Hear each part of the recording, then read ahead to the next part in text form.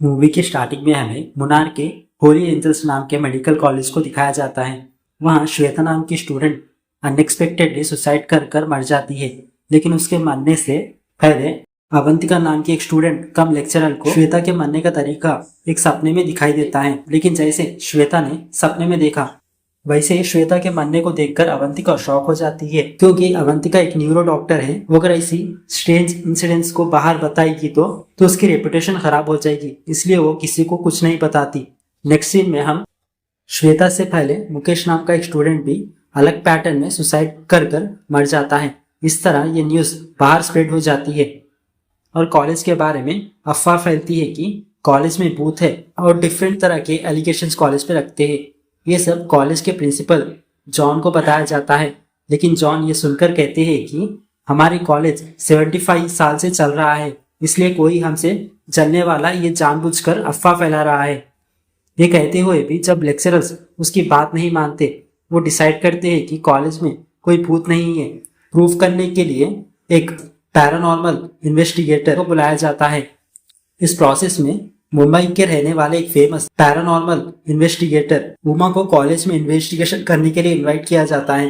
Next scene में John अपने college dean से कहते हैं कि जैसे आपने कहा, मैंने कॉलेज में भूत की खबर फैला दी और इन्वेस्टिगेशन के लिए भी एक पैरानॉर्मल एक्सपर्ट को बुलाया है।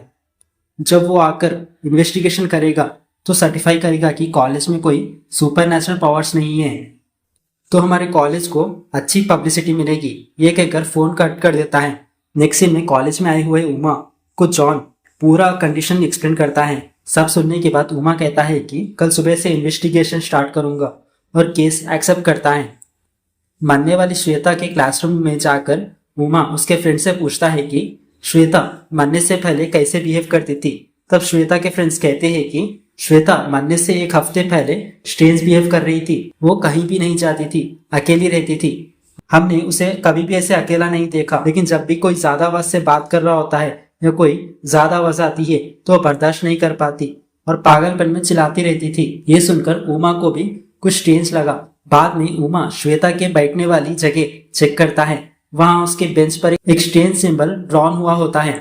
उसे नोटिस कर उमा श्वेता की लास्ट क्लास जो वंकिता ने ली थी उसके बारे में बात करने के लिए वंकिता के पास जाता है। जब उमा वंकिता से श्वेता के बारे में पूछता है तो वंकिता सही जवाब नहीं देती और उसे घुमा फिरा कर बात करती है। ये देखकर उमा वंकिता से कहता है, भूत है या नहीं, ये मानना या ना मानना ये आपकी मर्जी है।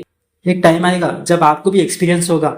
मुझे यकीन है कि इस केस में कोई सुपरनैचुरल पावर इन्वॉल्व है, और वहां से चले जाता है। नेक्स्ट सीन में उमा श्वेता और मुकेश की रिपोर्ट्स लेने के लिए पुलिस स्टेशन जाता है। वहां पुलिस स्टेशन में एसआई उमा पर भरोसा नहीं करता और उसका मजाक उड़ाता है। हम जिंदा लोग को बचा नहीं पाते और तुम मरने वाले आत्माओं से बात कर केस सॉल्व करोगे।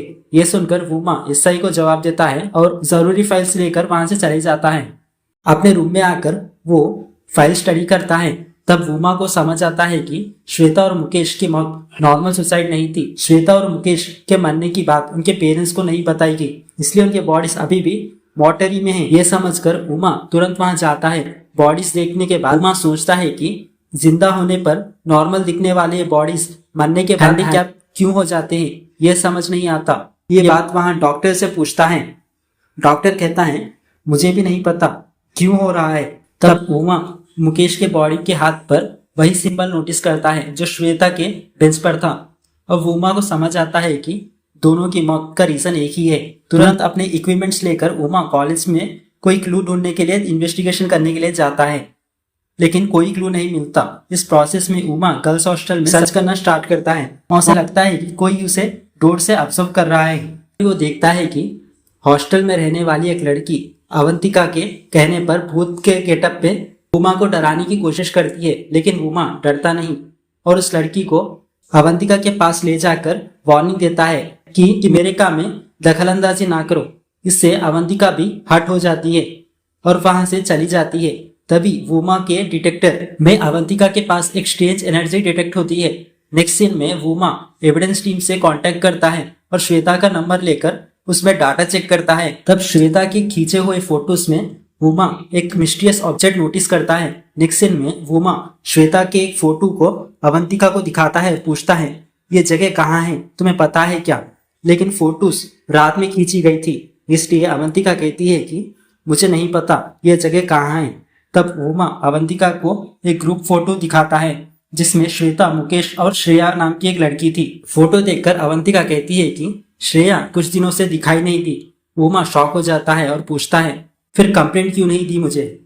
अवंतिका कहती है कि प्रिंसिपल ने मना किया था इसलिए कंप्लेंट नहीं दी। तुरंत उमा अवंतिका को श्रेया के फ्रेंड्स को फोन करने और पता करने के लिए कहता है कि वो कहाँ गई थी।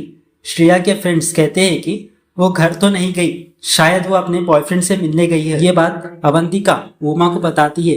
उमा उस लड़की की इंफॉर्मेशन लेकर उस रूम में चेक करने जाता है। वहाँ उमा को डॉक्टर का प्रिस्क्रिप्शन मिलता है और एक ईयर ड्रॉप बॉटल मिलती है।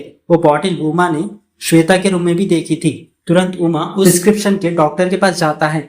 डॉक्टर श्रेया के बारे में बताता है। श्रेया को काफी टाइम से कान में दर्द था, इसलिए वो मेरे पास आई थी, लेकिन उसने अपने दर्द को जिस तरह से एक्सप्लेन किया वो बहुत स्ट्रेंज लगा। मेडिकल टर्मिनोलॉजी में इस साउंड को साउंड हेलिकेशन कहते हैं। प्रॉब्लम का कोई क्यूर नहीं, इसलिए मैंने ईयर ड्रॉप्स लिए थे। वो कहती है कि वो ऐसे नैनो साउंड सुनती है जो हम नहीं सुन सकते, वो भी हाई फ्रीक्वेंसी में, और वो इससे परेशान थी। ये सुनकर उमा वहां से चले जाता है। कॉलेज आकर इस बारे में सोचता है। तभी उमा को चर्च की घंटी बजने की आवाज सुनाई देती है। उसके पीछे एक बिल्डिंग में जाता है और वहां पता चलता है कि वो एक लाइब्रेरी है। वहां उमा को कुछ चेंज लगा तो श्रेया और श्वेता के फोटोज लाइब्रेरियन को दिखाता है और पूछता है क्या ये दोनों यहीं आई थे? लाइब्रेरियन कहता है रात को छुपके यहाँ आती थी और कुछ पढ़ती थी। नेक्स्ट सीन में श्रेया को कहीं से और वापस हॉस्टल आते हुए दिखाया जाता है, लेकिन रास्ते में हाई फ्रीक्वेंसी की आवाज से वो थोड़ा बर्दाश्त नहीं कर पाती और चीखते हुए गिर जाती है। इस दौरान सोते हुए अवंतिका को सपना आता है श्रेया सुसाइड करने वाली है। वो ये बात उमा को बताना चाहती थी, लेकिन सोचती है कि वो क्या सोचेगा, इसलिए वो रुक जाती है। लेकिन हॉस्टल सिक्योरिटी उमा को बताती है कि श्रेया वापस आई है। उमा श्रेया से बात करने के लिए हॉस्टल जाता है, लेकिन तब तक श्रेया सुसाइड कर चुकी होती है। ये देखकर उमा शॉक हो जाता है। नेक्स्ट सीन में क्राइम स्पॉट पर एसआई आता है और उसे उमा पर शक होता है और अपने स्टाफ को उस पर नजर रखने के लिए कहता है और फिर वो वहां से चले जाता है। उमा अवंतिका से बात करता है और पूछता है कल रात तुमने मुझे फोन क्यों किया था? लेकिन अवंतिका सच छुपाती है और झूठ बोलती है। उमा समझ जाता है कि अवंतिका झूठ बोल रही है और वो कहता है कि तीनों जो मरे वो तेरे स्टूडेंट्स थे। मुझे लगता है अगला टारगेट तुम ही हो, संभल के रहना। अगर कोई अबनॉर्मल एक्टिविटी फील हो तो मुझे जरूर बताना। आज शाम को मैं लाइब्रेरी में इन्वेस्टिगेशन करने जा रहा हूँ, अगर हेल्प करनी है तो लाइब्रेरी आ जाना। लेकिन वो अवंतिका जवाब नहीं देती और वहां से चली जाती है। नेक्स्ट सीन में उमा कुछ स्टूडेंट की हेल्प से लाइब्रेरी में डिवाइस सेट करता है। तभी अवंतिका वहां आ जाती है। उमा खुश होता है। अवंतिका उमा से कहती है कि अगर मैं यहाँ आई हूँ तो ये देखने के लिए तूने कहा कि कोई सुपरनैचुरल फोर्स नहीं है, ये लाइव देखूंगी। उमा स्पिरिट से कांटेक्ट करना शुरू करता है। इस प्रोसेस में उमा को कंफर्म होता है कि लाइब्रेरी में सच में कोई सुपरनैचुरल फोर्स है। उमा को पता चलता है कि वहाँ एक दो नहीं बल्कि कहीं ज्यादा स्पिरिट्स है। तभी अवंतिका भी स्ट्रेंज बिहेव करना शुरू करती है। वो अपना कंट्रोल खोती है और अजीब तरह से हवा में उड़ती है, चिल्लाती है। ये देखकर बाकी स्टूडेंट डर जाते हैं। उमा स्टूडेंट्स को हिम्मत देता है और किसी तरह से अवंतिका को कंट्रोल करता है। नेक्स्ट सीन में जॉन वुमा से बात करता है और कहता है अब तक जो इंसिडेंट्स हुए उसके लिए अवंतिका ही जिम्मेदार है। मैं स्टेटमेंट देने जा रहा हूँ। जब उसकी मेंटल और फिजिकल कंडीशन ठीक हो जाएगी तब वो एग्जाम्स दे सकती है। ये कहकर वो वहां से चले जाता है, लेकिन वुमा कहता है कि ये सब अवंतिका की वजह से नहीं, किसी सुपरनैचुरल फोर्स की वजह से है। जॉन नहीं मानता तो वुमा डिसाइड करता है कि वो खुद इन्वेस्टिगेशन कर अवंतिका को सेफ रखेगा। वुमा वापस लाइब्रेरी जाता है। वहां सुपरनैचुरल फोर्स से कांटेक्ट करने की कोशिश करता है। तभी अननोन फोर्सेस लाइब्रेरी के फ्लोर पर धूल से एक पैटर्न बनाती है। ये देखकर वुमा सोचता है अगर मैं इस पैटर्न की फ्रीक्वेंसी फाइंड करूं तो मैं इस फोर्स से डायरेक्ट बात कर सकता हूं। अपने फ्रेंड्स की हेल्प से वो इस पैटर्न फ्रीक्वेंसी को आइडेंटिफाई करने की कोशिश करता है। तब वुमा को पता चलता है कि ये फ्रीक्वेंसी गॉड फ्रीक्वेंसी है जो 432 हेडसेट होती है। वुमा हैरान होता है कि एक इविल स्पिरिट गॉड फ्रीक्वेंसी कैसे एक्सेस कर सकती है। तुरंत बात करने वो एक चर्च के फादर के पास जाता है। वहां वुमा को पता चलता है कि एक चर्च को ऑर्फनेज बनाया गया था और फिर उस ऑर्फनेज को लाइब्रेरी में कन्वर्ट किया गया था। चर्च के फादर इससे ज्यादा कुछ नहीं बताते तो वुमा वहां से वापस आ जाता है। ये सब वुमा अपने फ्रेंड्स को बताता है, कहता है कि अगर हमें इस केस को सॉल्व करना है तो तुझे अपना पास्ट भूलना होगा और इस फ्रीक्वेंसी के नोट्स फिर से लिखना शुरू करना होगा। यहाँ पता चलता है कि वुमा पहले पियानो प्लेयर था, लेकिन म्यूजिक में ज्यादा इन्वॉल्व होने की वजह से अपनी बीमार माँ को टाइम पर रिस्पॉन्ड नहीं कर पाया, इस वजह से उनकी मौत हो गई थी। तब से वुमा म्यूजिक से दूर रहने लगा, लेकिन केस सॉल्व करने के लिए ये एक ऑप्शन था। तो वुमा फिर से म्यूजिक पर फोकस करता है और एक म्यूजिक नोट प्रिपेयर करता है। कार में बैठकर नोट्स लेता है। वुमा को याद आता है कि रेडियो में भी फ्रीक्वेंसी सेट की जा सकती है। वो अपनी कार की फ्रीक्वेंसी 432 हेडसेट पर सेट करता है। फ्रीक्वेंसी सेट करते ही अनएक्सपेक्टेडली कार जंगल में एक लोकेशन पर ऑटोमेटिकली ट्रैवल करने लगती है। वहाँ वुमा को एक व्यक्ति कॉफिन बनाते हुए दिखता है। वुमा उस व्यक्ति के पास जाता है और कहता है, मैं होली एंजल्स मेडिकल कॉलेज के बारे में जानना आया हूँ। वहाँ अपने म्यूजिक नोट्स उस व्यक्ति को देता है। नोट्स देखकर वो व्यक्ति इमोशनल हो जाता है और डॉक्टर डायना के बारे में बताना शुरू करता है। ये स्टोरी 34 साल पीछे चले जाती है। होली एंजल्स मेडिकल कॉलेज को स्थापित करने वाले डॉक्टर डैनियल की वाइफ डॉक्टर डियाना थी। डियाना भगवान पर ज्यादा विश्वास करती थी, इसलिए उसने कॉलेज के पास एक चर्च बनवाया। डियाना को मेडिसिन के साथ म्यूजिक में भी बहुत इंटरेस्ट था, तो हर संडे वो चर्च में म्यूजिकल इंस्ट्रूमेंट बजाकर प्रेयर करती थी। एक संडे चर्च में किसी ने एक नई पैदा हुई हैंडीकैप बच्ची को छोड़ दिया। उसे देखकर डियाना डिसाइड करती है कि वो उस बच्ची को खुद पालेगी, चाहे वो हैंडीकैप ही क्यों ना हो। तब से डॉक्टर डियाना मदर डियाना बन गई थी। चर्च को ऑर्फनेज में कन्वर्ट कर दिया, लेकिन वो बच्ची सही से बोल नहीं सकती थी, इसलिए डियाना अपने मन की बात म्यूजिक के जरिए उस तक पहुंचाती थी।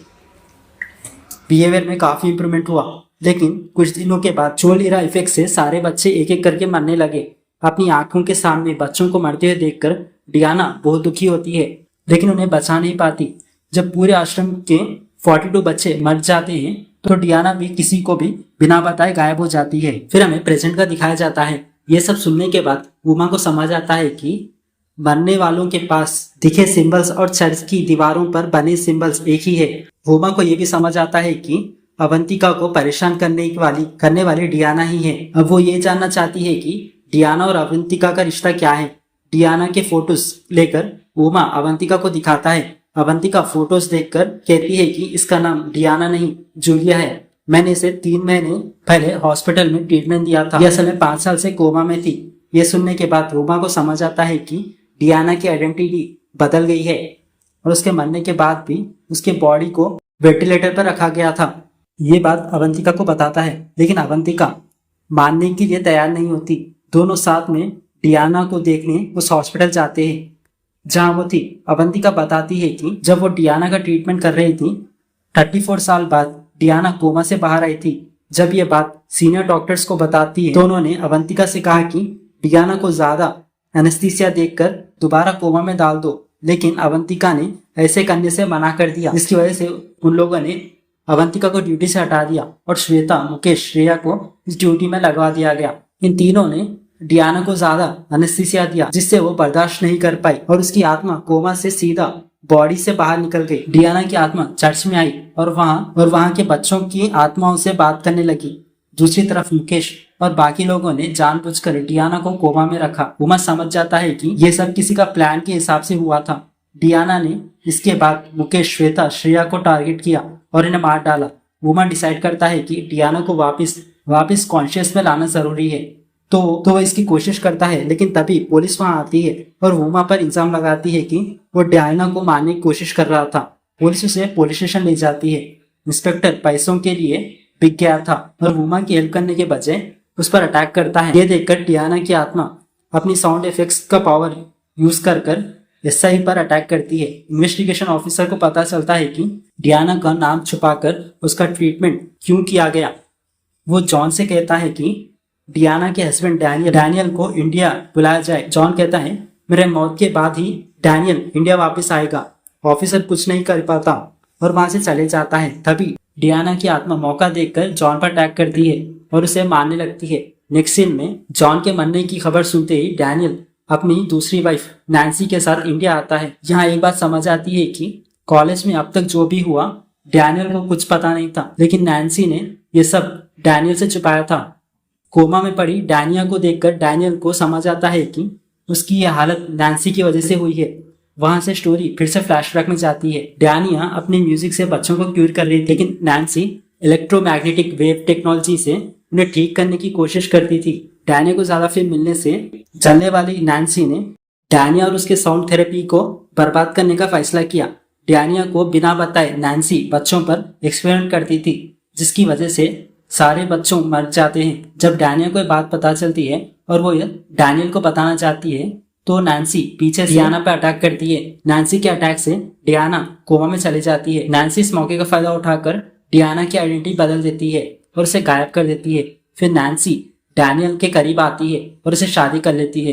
कुछ साल बाद जब नैन्सी को पता चलता है कि डियाना की आत्मा वापस आई है, तो वो ब्लैक मैजिक के जरिए एक बैट से खुद को प्रोटेक्ट करती है। ये जानकर डैनियल नैन्सी से गुस्सा होता है। तभी नैन्सी एक पॉइजन इंजेक्शन डैनियल को मार देती है। नेक्स्ट सीन में वुमा को सब समझ आता है और वो नैन्सी पर अटैक करने उसके पास जाता है। नैन्सी सोचती है कि सारी प्रॉपर्टी उसकी है, इसलिए डैनिया मरेगी तो भी चलेगा। वो हॉस्पिटल जाकर डियाना को मारने की कोशिश करती है। जब नैन्सी डियाना को मारने वाली होती है, वुमा वहां पहुंचता है और नैन्सी को रोकता है। वुमा कहता है कि अगर डियाना की आत्मा अपने बॉडी में वापस आ गई तो वो मरे हुए बच्चों को नहीं मिलेगी। डियाना अपने बॉडी में जाने की कोशिश करती है, लेकिन ब्लैक मैजिक के इफेक्ट से वो जा नहीं पाती। वुमा समझ जाता है और बड़े बड़े साउंड करता है, जिससे बैट्स बर्दाश्त ना कर सके और दूर चले जाते हैं। इस मौके का फायदा उठाकर डियाना अपने बॉडी में वापस चली जाती है। कॉन्शियस में आई हुई डियाना और मरे हुए बच्चों की आत्माओं ने मिलकर नैन्सी को बुरी तरीके से मार डाला। नेक्स्ट सीन में नैन्सी के मरने के बाद सारी प्रॉपर्टी का अथॉरिटी डियाना के हाथ में होता है और वो अनाथ बच्चों की सेवा शुरू करती है। नेक्स्ट सीन में वुमा खुश होता है कि उसकी हेल्प से कुछ अनाथ बच्चों की आत्माओं को शांति मिली और उसका केस सॉल्व हो गया और वो एक नए केस की तलाश में वहां से चले जाता है। इस सीन के साथ मूवी यहाँ पर खत्म हो जाती है।